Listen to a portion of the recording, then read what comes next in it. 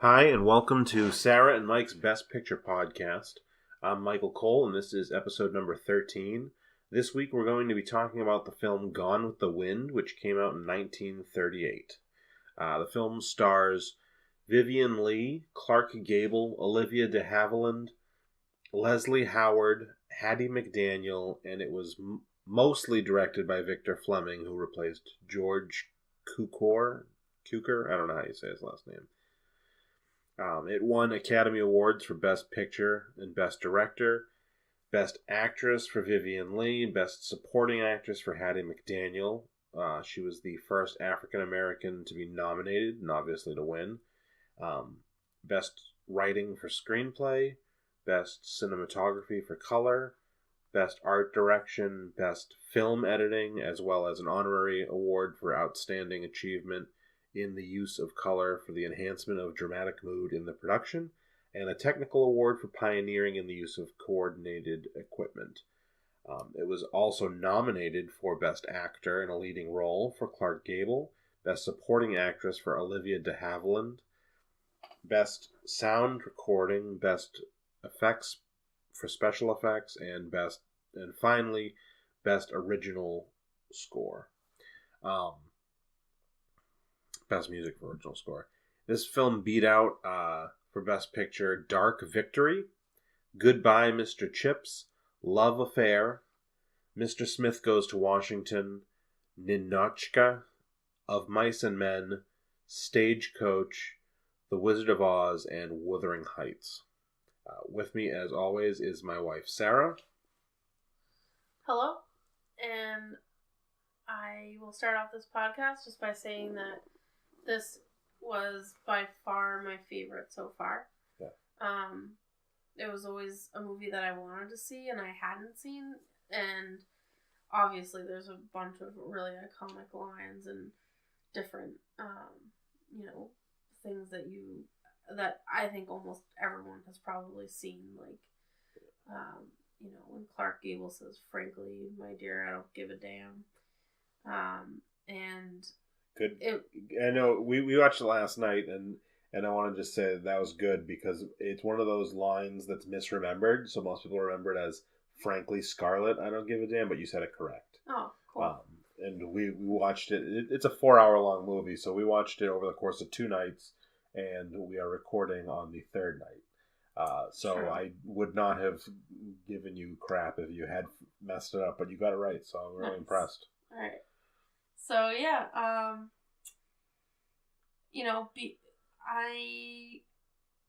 most of my childhood wasn't spent in the United States, but it's always like a piece of history. I grew up mostly like from 14 on in Massachusetts, and now we live in North Carolina. So I feel like just some of like the Southern culture is now more at the forefront of what we think about now more often than when we lived in Massachusetts. At least I felt that, it was something I always like had curiosity to learn more about the Civil War, and this movie is like from the other perspective, which is cool to watch.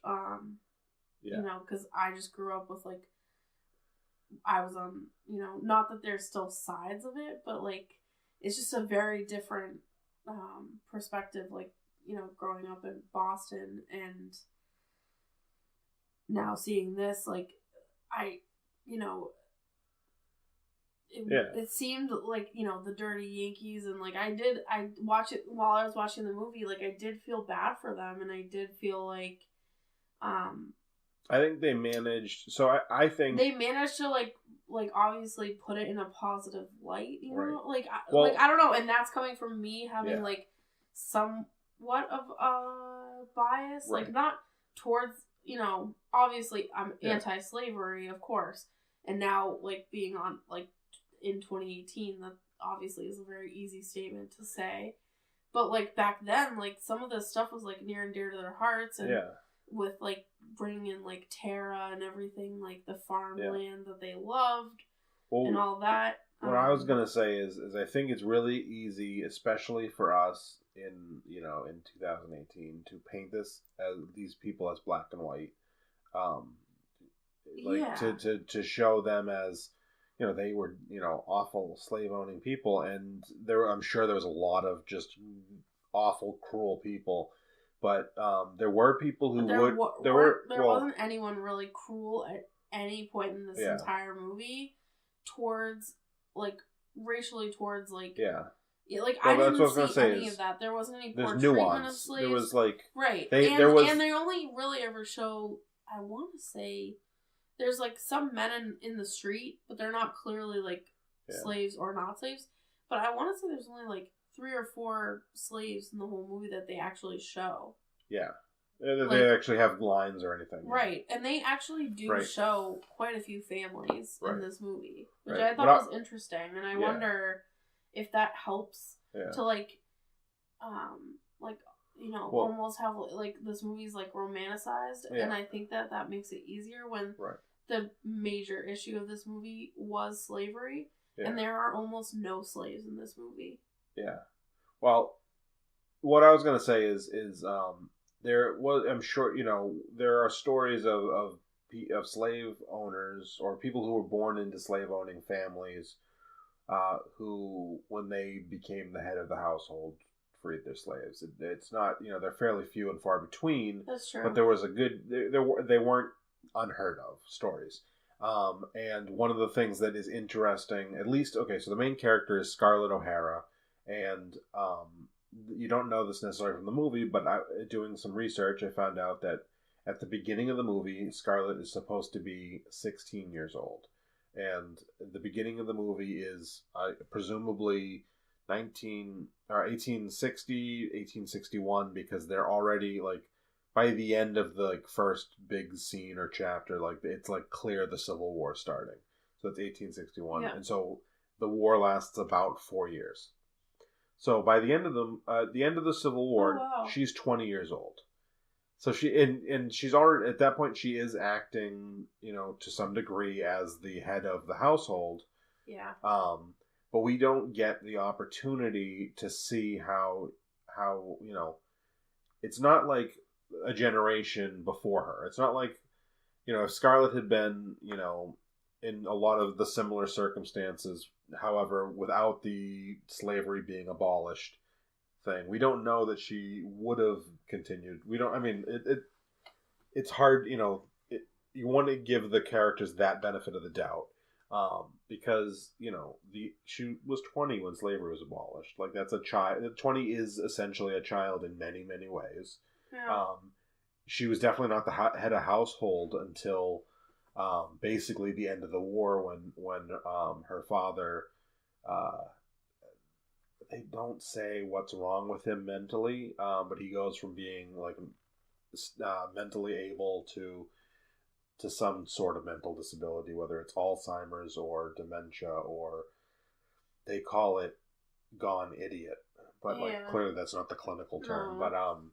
But that's when she becomes, and that's like at the end of the war. He has, like, a broken heart. Yeah, well, then that's, because his wife died, and so he has. And that's like when it started. So it's it's so, like, to give benefit of the doubt, she becomes 20, becomes the head of household, and slavery is abolished basically at the same point in time. So we kind of, you know, we don't see her doing any of the things that we would associate with slave owners. Like, yes, technically she was born into a slave owning family, but I don't know that you necessarily give that credit.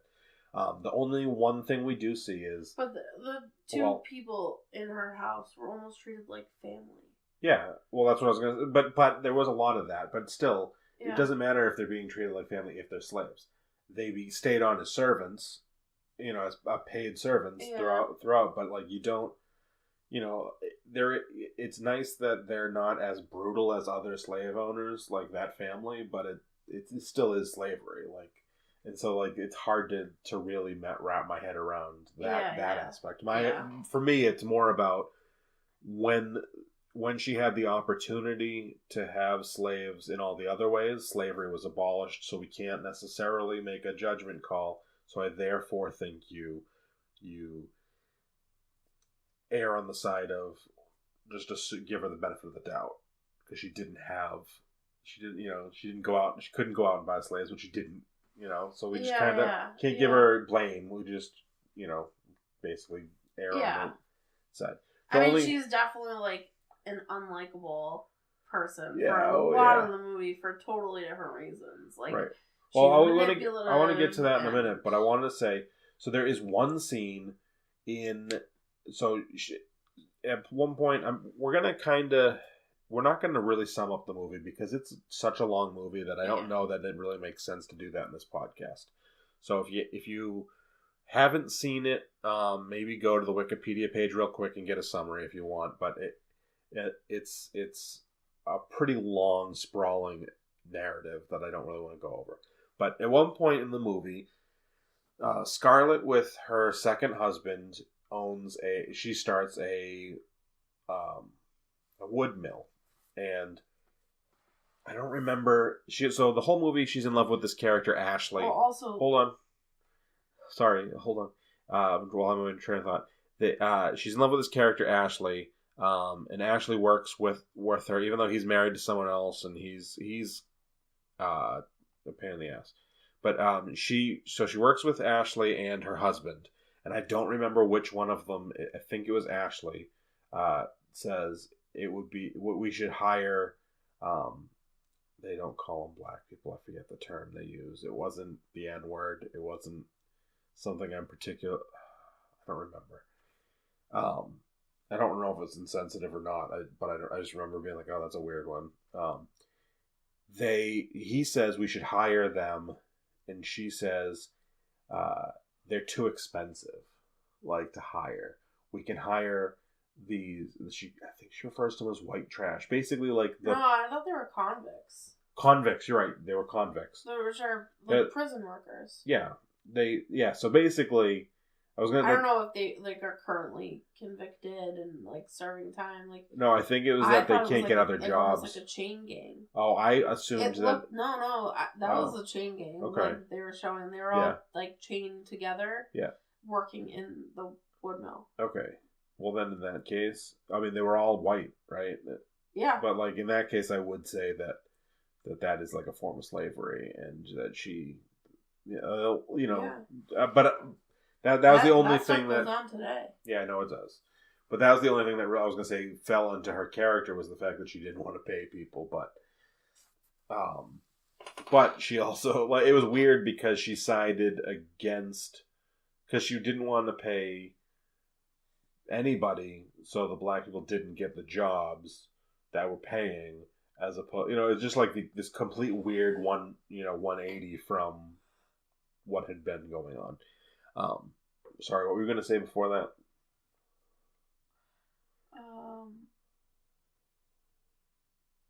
I don't remember offhand, but it was just to back up and say that the reason why which I thought was interesting, that they started to do the wood mill, which I really never, obviously, I was aware of it, but I just, didn't understand, people talked about, how, in history class, you learned about how this was the only, basically, pretty much the only war that was, on American soil, that was battled on American soil, right? The Revolution. Yeah. Okay, but...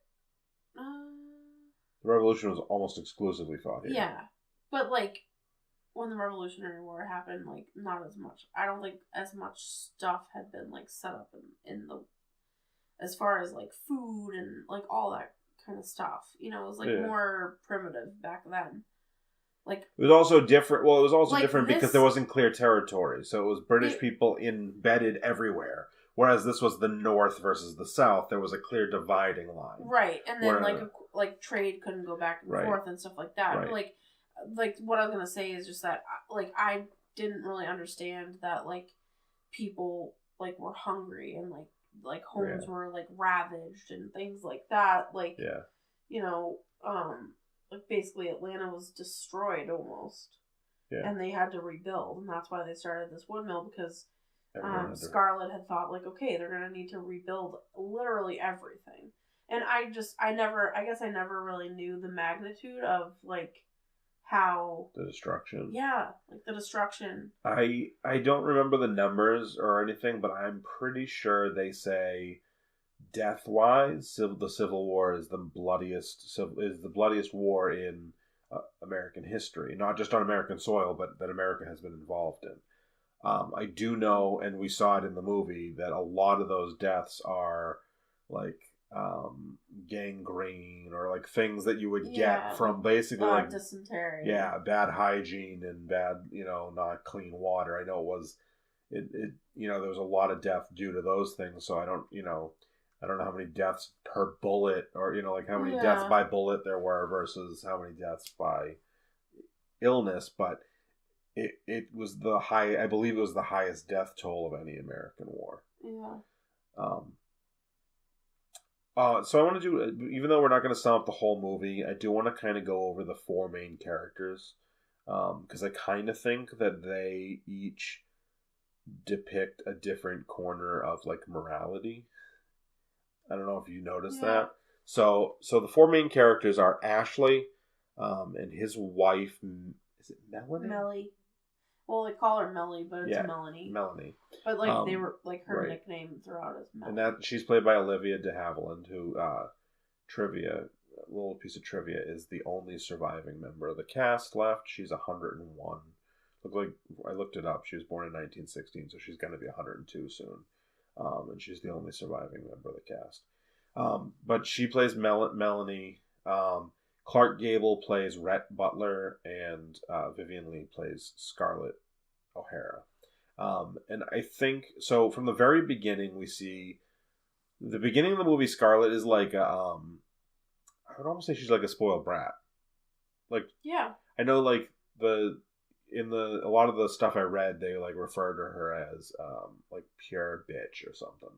But she's, those were their words in all the things I read, and that was like the direction she got, was just play it like that.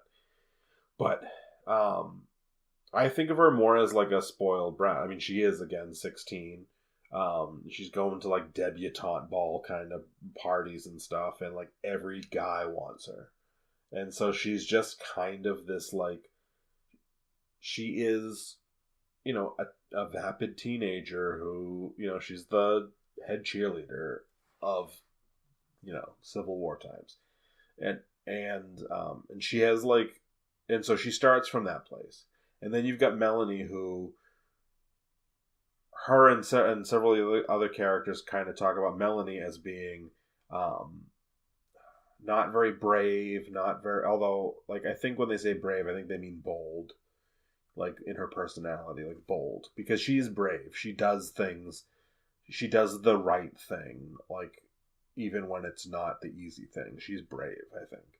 But Melanie is the embodiment of goodness in this movie. Like, she is the only character who is start to finish like a great person.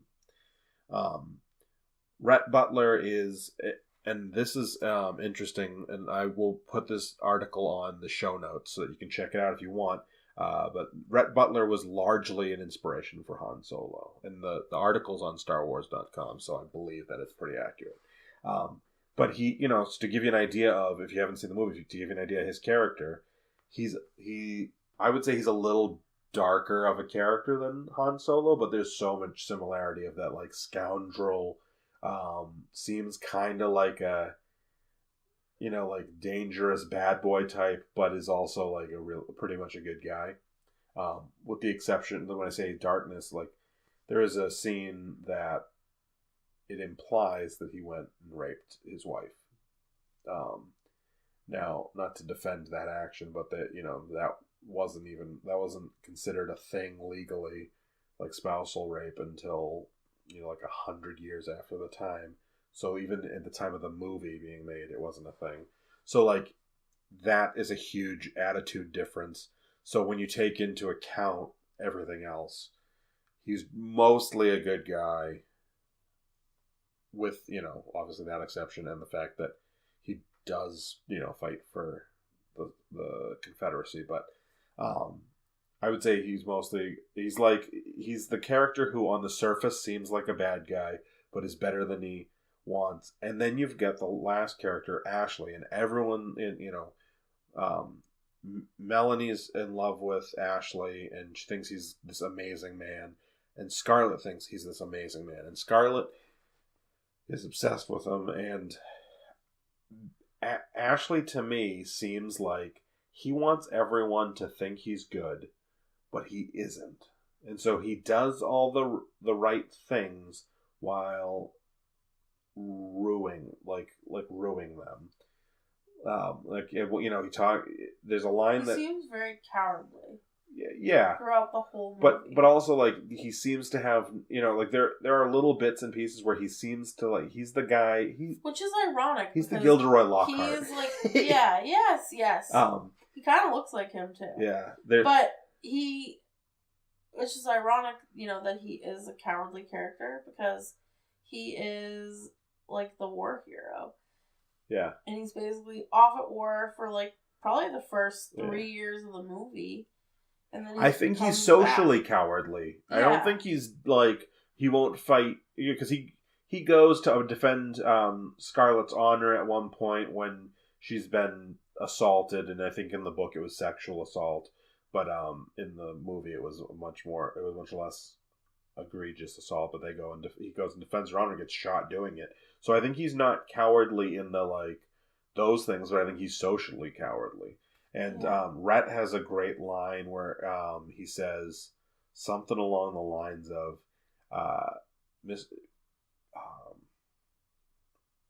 Ashley, something about Ashley, where he says he can't remain mentally faithful to his wife while he can't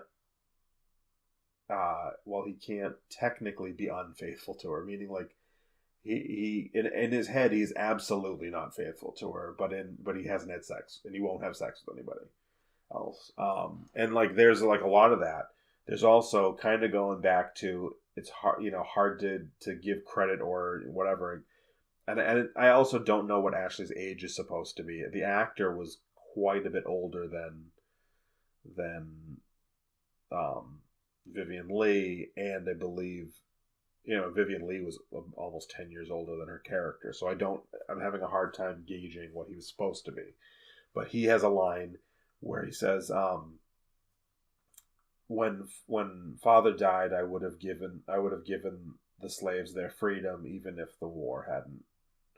And it's like, maybe that totally is possible that he would have done that, but everything else that he does in the movie makes me think that it's like a really nice thing to say that you'll never have to prove, kind of thing. Like, oh yeah, if I had been there, I would have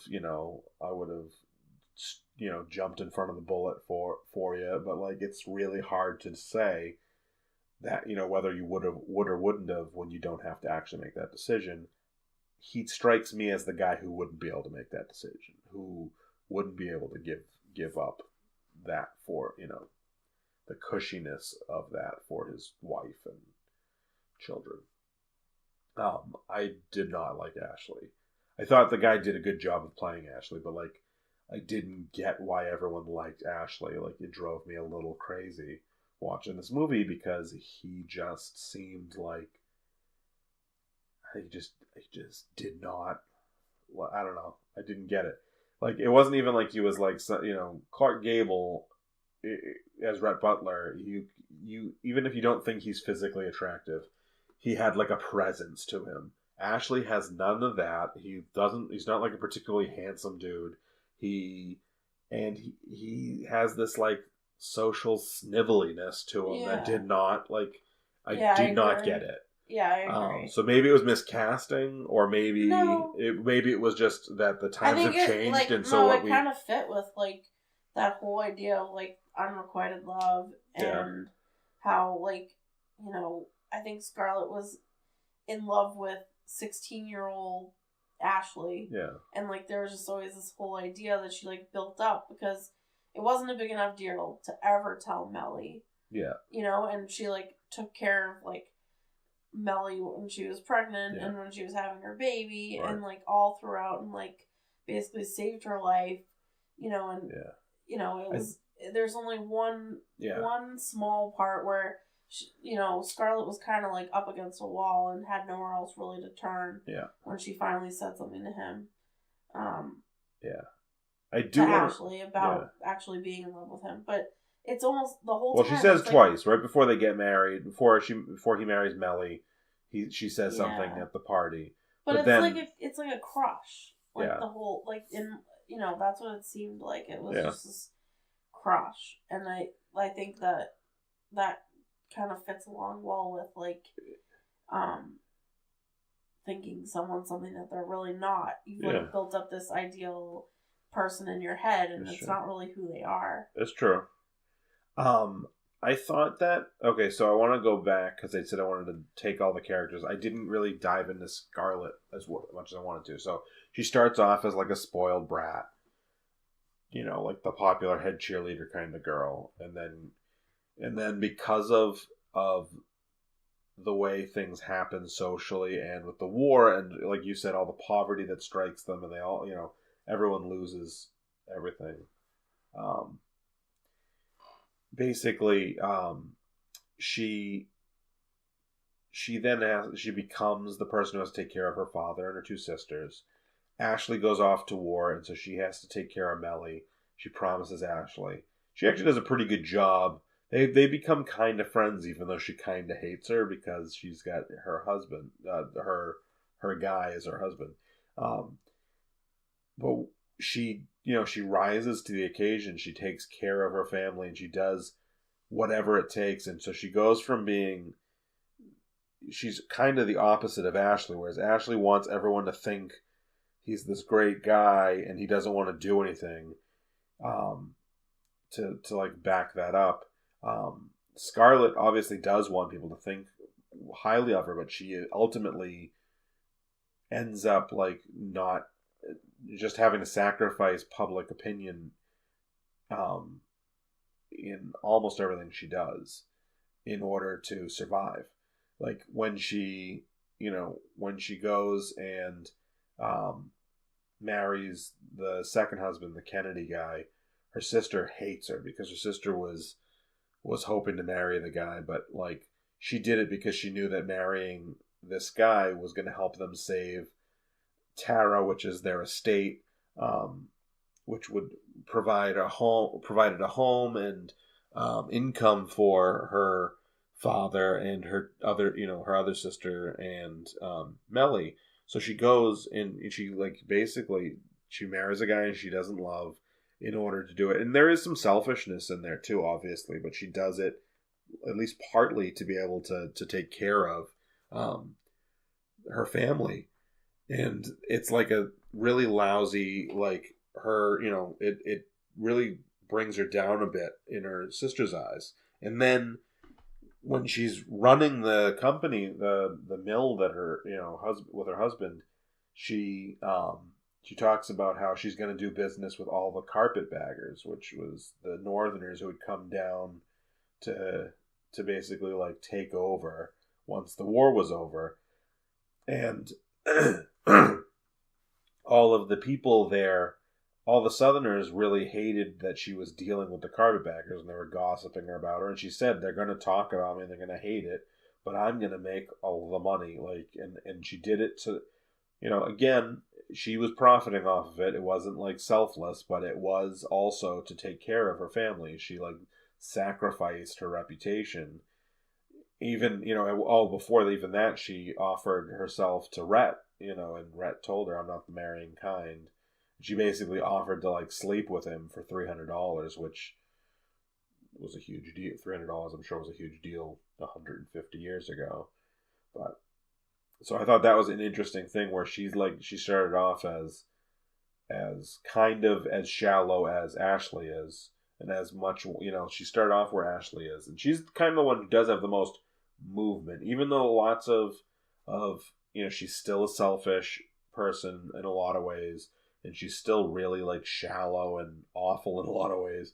She's the one who actually steps up to the plate and does quite a bit, as opposed to Ashley. And Melly does a lot, and Rhett does a pretty good amount. But Rhett and Melly Melly was always going to do a lot, and Rhett was kind of like,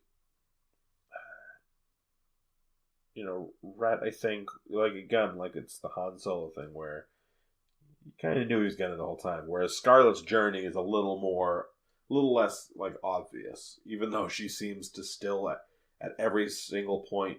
We talked about it right after the movie ended last night. I said she did like all the right things, but like remained like a crappy person and did them in a crappy way the whole time. Yeah. But she did the right things for the most part, or she tried to do the right things for the most part. And I think it's just an interesting these four looks in morality and how vastly different they are. Like Ashley and Scarlett are largely a mirror of each other.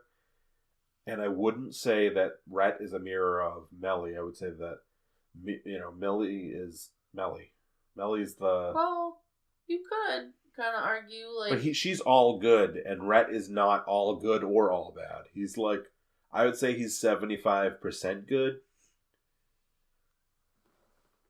So I don't think that that's as much a mirror. I think Ashley and Scarlett are very much a mirror of each other.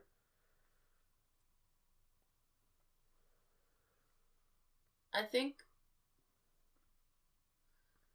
Scarlett and Rhett, though, are opposites in a way. Yeah. Where Rhett is a good person doing bad things, and Scarlett is a bad person doing good things. Yeah, I guess that's a good way of putting it. And I think Mellie and Ashley are... So, there's kind of supporting characters in a way, but I think they kind of give like a frame of reference. Like, Mellie is all good, but like, what does she really do? Like, I felt like almost for like 75% of the movie, she's just purely being taken care of. Yeah, but she's a nurse. The very end, she was a nurse during the war. And she was a nurse while she was pregnant. So there's Rhett has a prostitute friend whose name I'm totally spacing on. Blonde. Yeah. And I think she's the only blonde character. Mellie is the only one who, at this convent or whatever this is supposed to, this this place where they're nursing back soldiers.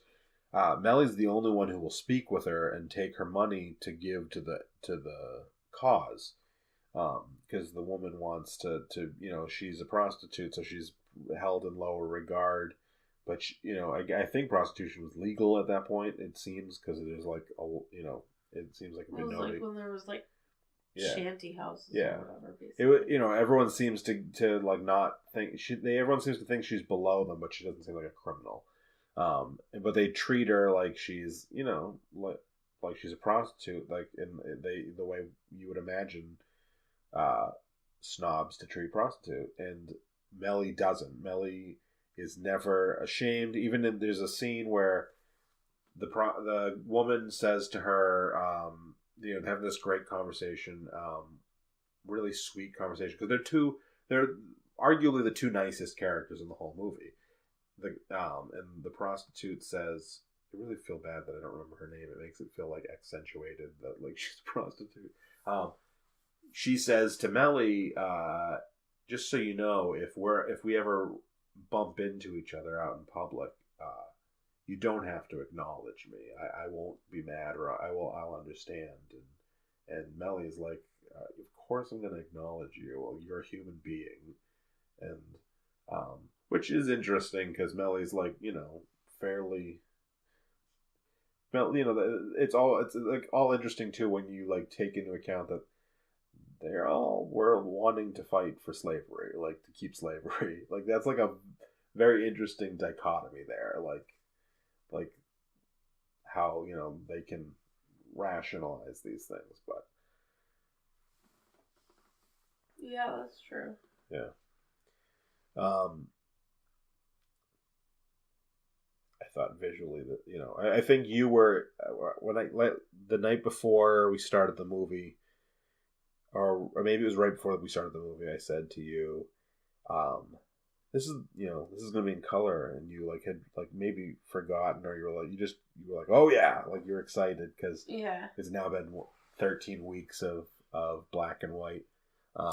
where which is different. Like this was possibly at least in a very long time, the first movie that I had seen Clark Gable in color. Yeah. And like even that, like just a different feel.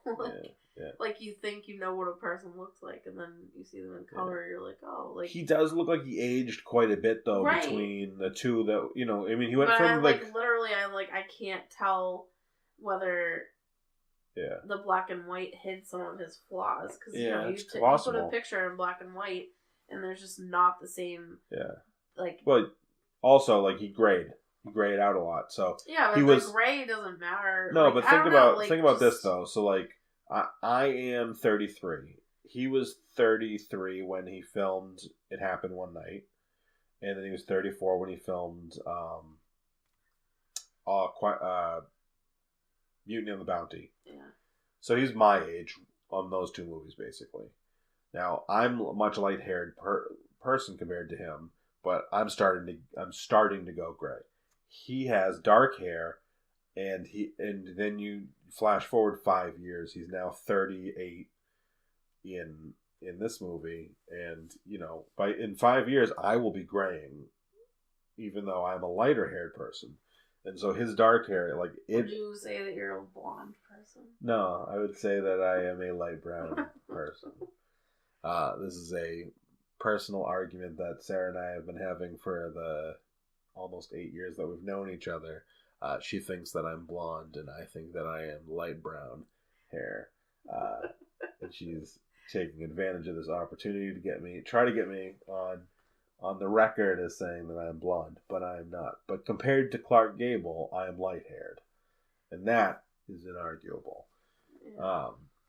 But my point being, like, when you have that, that black of hair that he has, and then 5 years of graying, this is the window where gray starts to happen for a lot of people. 33 to your mid 30s. No, it didn't bother me or anything. No. And just I just thought he looked different, and I couldn't tell whether it was like a time difference and he actually did change, or it's probably a little bit of both. Yeah. One thing that I think is okay. So one thing that you and I didn't talk about yet. Before the podcast is 1939. This is considered one of 2 or 3 best years in cinema history, and you heard the list when I was reading the intro. But like this movie beat Mr. Smith Goes to Have you seen Mr. Smith Goes to Washington? No. I've heard about it. Yeah, that's an excellent movie. I've never seen Of Mice and Men. I read the book, but I didn't see. Seen and read. Did you see that version? It's the okay. I've seen both. Yeah, The Wizard of Oz, which I think is amazing. Yeah, and I've heard of Wuthering Heights, yeah, and I believe that's like the definitive film version of Wuthering Heights. It's got Laurence Olivier in it. I might have seen more. And Ninotchka, I think I've heard quite a bit about. And Goodbye, Mr. Chips. Like all those movies are supposed to be very good, even by today's standards. Like they've held up memory wise, at least. They get mentioned still. So, you've only seen this in Wizard of Oz and Mice and Men. And I think I watched Wuthering Heights in college. It's taught a lot, so yeah. But it's part of Victorian. I don't know. Right? It's one of the Bronte sisters. I don't remember. Much beyond. I haven't read the book. I have the book. It's part of like it's either the same author or same like teachings with is it A Room of Her Own? I don't know. Yeah, and there's one other piece to that. Yeah, I don't know. The one where like it's like this woman who has I forget. Like basically, she's like they say that she's crazy and like they need to like keep her calm and so she like is in this. She has this room that has like yellow wallpaper and the yellow wallpaper is supposed to be calming and like basically like The bell jar? She goes mad. I don't know. In the room. I don't know. Pretty sure it's Room for Room or something else. But anyways, regardless, it's related. I think I watched some of it or part of it for class. Yeah. I haven't read or seen it yet. I have the book, but I haven't read it. But that could be total BS, and I could be totally not remembering that correctly. Yeah. The point that I wanted to bring up, though, was this is like basically the first year where we've seen multiple nominees in the category. So it's kind of the first year where we can kind of weigh in and say, of the ones I saw. Oh, but also, sorry, just while we're on this, something just theme-wise, and we'll go more into this next week, but I just want to mention it here, is that, again, like, overall, I think over the last decade, like, a ton of, like, war movies, like, have been Best Pictures. And that's going to continue. Yeah. We're going in, we're going to be going into World War II very shortly. Right. And the World War II movies don't end until, I think the last one that won was the 90s or 2000s. Like, we're, like, so far. There'll be more. Like, Dunkirk. Yeah. Dunkirk was nominated. But think about, like, of how many have we watched now? This is 8 or 9? This is the 13th film we've watched. Oh wow, really? Yeah, because maybe it's the 12th. Because more than I remember. Because there was two that 3 first year. That are non-war. 3 that are like pure non-war. Like, but like no war. But I would only really count. So I would count obviously Wings. Yep. New Year's Eve. The New Year's Eve one. Yeah, that was a war one. It's Cavalcade and Cimarron. Was Cimarron really a war one? Yeah. Definitely the sun. Doesn't the sun go off to war? No, that's Cavalcade. Anyway. No, I'm pretty sure the guy. Anyway, let's talk about that. Let's talk about this in next week. Well, saying. So anyway, some of the scenes. Yeah. I don't know. Like. My point was that I'm trying to make is, like, do we think this movie? You've seen Gone with the Wind, Wizard of Oz. Yep. You think you've seen Wuthering Heights, and you've seen Of Mice and Men. Right. Of those 4 films, is Gone with the Wind best?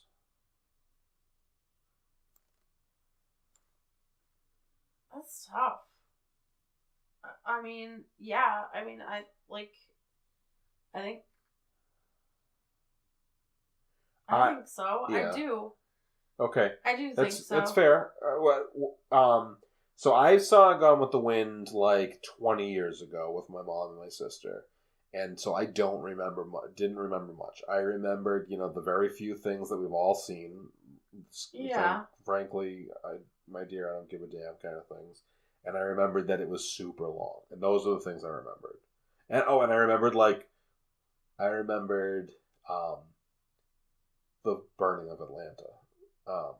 So I didn't remember much of it, but I have, Mr. Smith Goes to Washington, I think, is an amazing film. And The Wizard of Oz is one of my favorite films of all time. I think it holds up so amazingly for, and I would be interested about up until this point, pretty much nothing so far is purely fictional. Right. So what I was going to say is, nothing like fantasy, like, basically. Right. But, so what I was going to say is going into Gone with the Wind this week, before we watched it, I didn't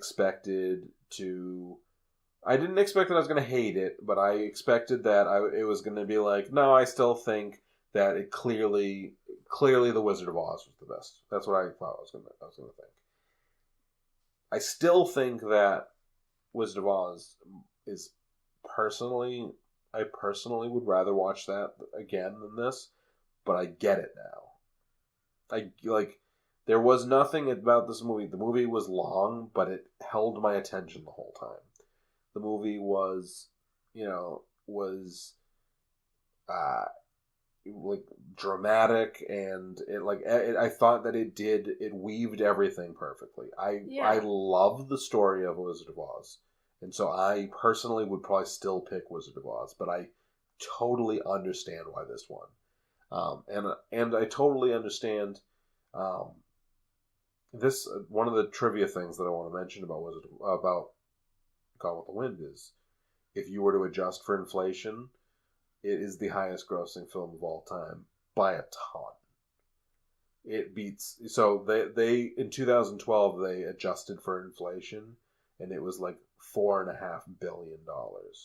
Avatar, which is the current non-inflation record holder, is $2.7 billion.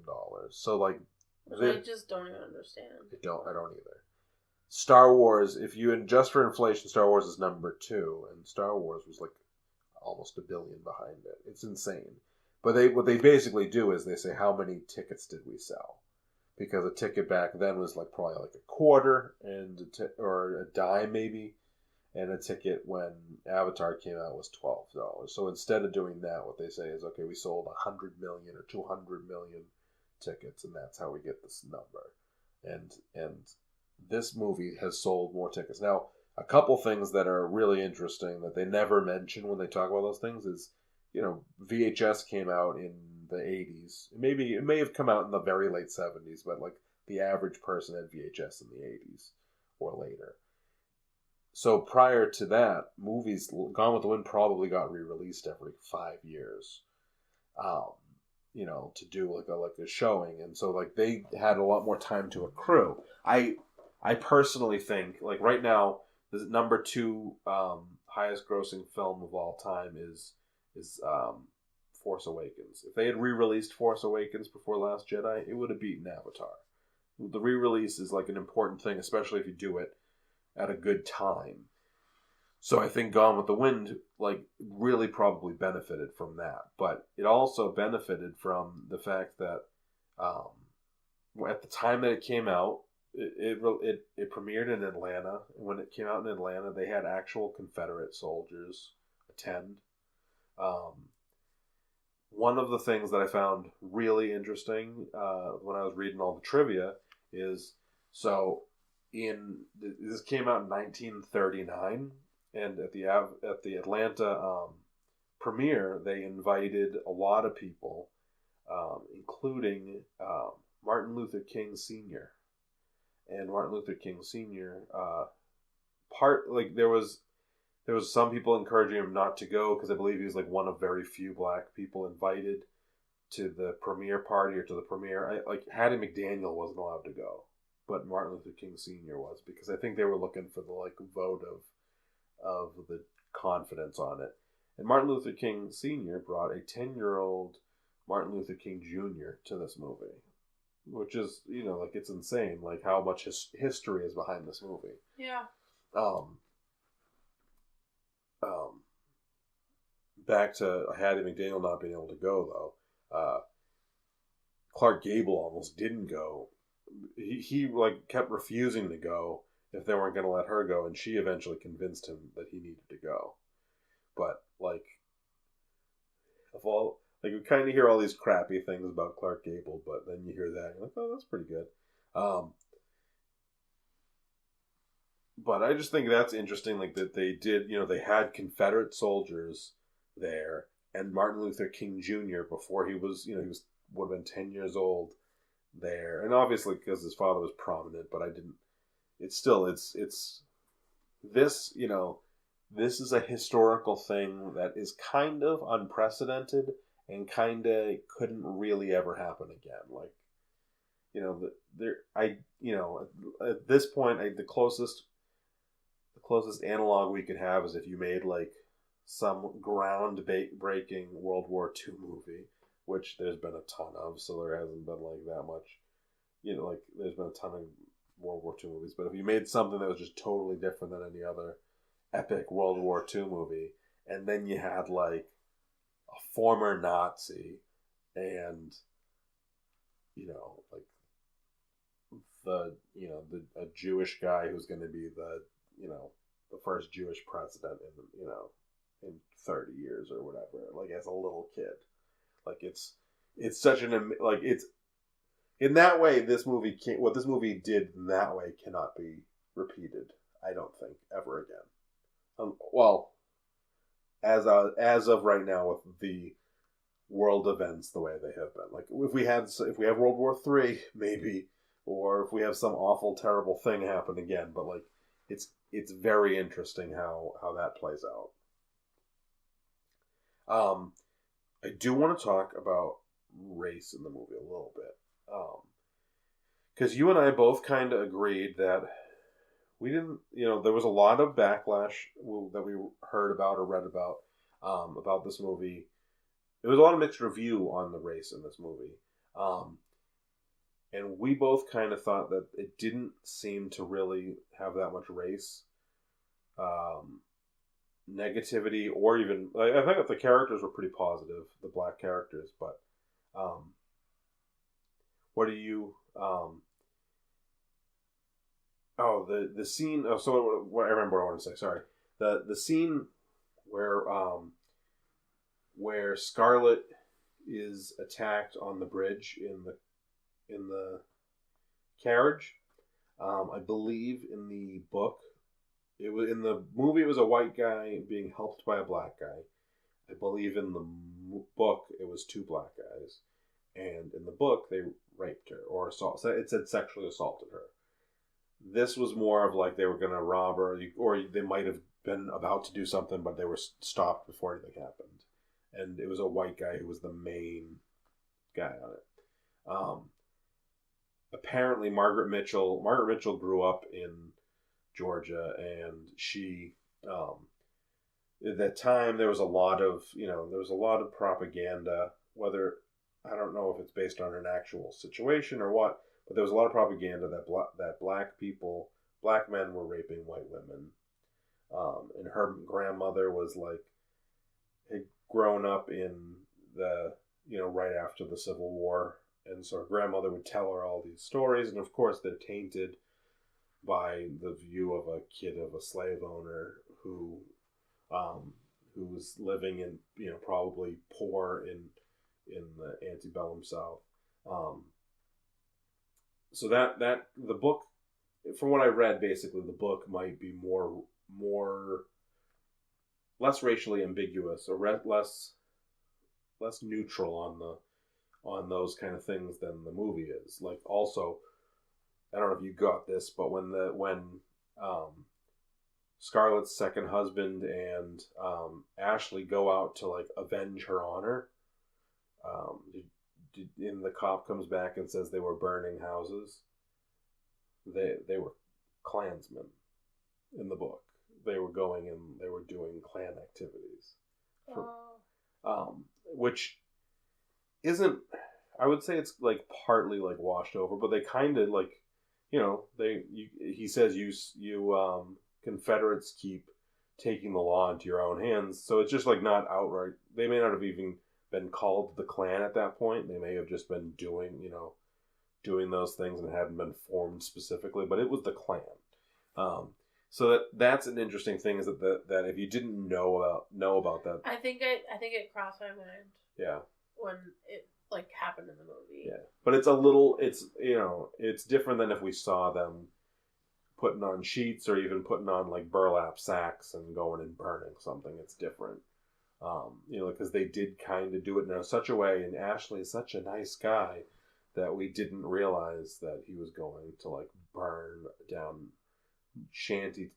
what they call them, shanty houses or whatever, and they're the black part of town, basically. Yeah. That does kind of paint it paints the characters in a different light. I don't, Ashley and the second husband's last name was Kennedy, and I'm totally spacing on his first. John Kennedy? I don't remember. Yeah, I think that's right. Yeah. Let me think if there's any other trivia that it was really important, but I think that we're pretty close to done as it is. Was it also that the Gone with the Wind was inspiration for Star Wars in general, and not just Han Solo too, right? Or no? Well, the article that I read it draws a lot of parallels. Because Scarlett kind of seems a little like Leia. Scarlett is, and yeah, it draws parallels between Scarlett and Leia. I think the parallels are a little overdrawn. Basically, what it says is they both do what they need to do to get what they need done, and like Scarlet is doing it A to survive and B to because she wants there is some selfishness to it. Leia is blunt in the same way, and Leia is not necessarily diplomatic in the same way that Scarlet is, but she it's just hard. Their motivations are hugely different. Yeah, like Scarlet's is to survive. Leia is trying to free the people from this oppressive, tyranny, and Leia is to me. I see why they would draw it basically in the way they interact with Rhett and Han, but in no other way did I see. Like they're just. It's because they're both brash. That's what it is. They're both brash, and they kind of interact with their men in similar ways. But like Leia is honorable. She might be, not the friendliest person, but she's honorable, and you can respect her. Scarlet, you can respect that she's like taking care of things, but like she's not honorable, really. She's not like.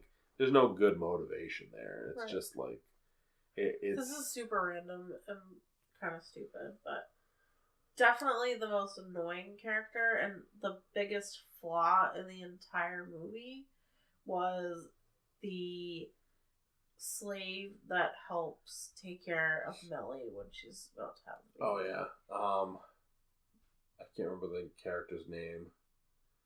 I can't either, but it drove me nuts. Yeah. I was just like it was just her voice, basically, Yeah. but she was also just like so annoying, and she like was like kind of like helpless, and yeah, she drove me crazy. Yeah. And even like when they were trying to go from Atlanta to back to Tara, like she wouldn't like tie up the cow, and she was like scared, and she was just like a super annoying character. Yeah. One thing I think was that I thought was interesting yesterday when I was reading the different trivia about the movie is, so I've only seen Vivienne Leigh in this movie and in Streetcar Named Desire. So I did not know that Vivienne Leigh was British because I've never seen her in anything else. And she plays Southerners in both of those, and she does the accent dead on. And I would never have guessed. But actually, I think Olivia de Havilland is also British, and Leslie Howard was British. Leslie Howard's accent came and went a little bit. Scarlett's Vivienne Leigh's was perfect, and I thought that Olivia de Havilland's was perfect also, but I'm pretty sure Olivia de Havilland she's British. Whereas Clark Gable, I don't think Clark Gable was a Southerner, but he didn't even attempt an accent. He was just Clark Gable in the movie, which is kind of funny because he's, the closest one. He's the only American, and yet he's the one that was least convincing as a Southerner to some extent. All right, I looked through the trivia that I had. There is not much that I think is necessarily, interesting. Mostly it's all silly stuff. And as it is, I think we're running close to as long as we've ever run on the podcast. And yes, this is the longest movie, but do we necessarily want it to be the longest podcast by far? I don't think so. So why don't we wrap up? Next week, we are not going to do a movie. We're going to do a decade wrap up. Technically, it's going to be the 20s and 30s because there's only technically three 20s movies, and then the 30s. We will do that every decade after, but luckily it'll only be actual decades. So Next week we will be doing, everything we've done so far. We'll kind of go and, we'll talk about which ranked is the best, which ranked is the worst, what seems like it held up well, and all, everything else, and kind of put it into a little more context. After that, the week after that, we're going to go watch the movie Rebecca from 1940. And that will be a fun one. I don't remember if I saw the movie a long time. I don't remember if it was good, but it is the only Alfred Hitchcock movie to win Best Picture. So that will be, that's what's in store for us next week, or the week after next week. As always, if you want to listen, to watch the movies along with us, please go ahead and look on IMDb or wherever for a list of all the movies that are going to be coming up, because we've got about I believe 80 more coming up from here. And email us at mikediamond82984@gmail.com if you have any comments or questions or anything else that you want us to mention when we're talking about movies in the future. If you want to check out any of my personal writing about movies or anything else, I write for my own site, michaelchristophercole.com, as well as for World's Best Media, which is best-media-world.com. And this podcast is brought to you by Chocolate Diamond Media. And Chocolate Diamond Media, we right now we're going to have a new short movie coming out next week on the 31st. And we have every month on the 15th, we're going to be having a new series that we already have the first episode out, which is Back to Film School, in which it's just short video series about making movies and retraining ourselves in the new era of movie making. So please check all of that out on chocolatediamondmedia.com and let us know what you think of everything.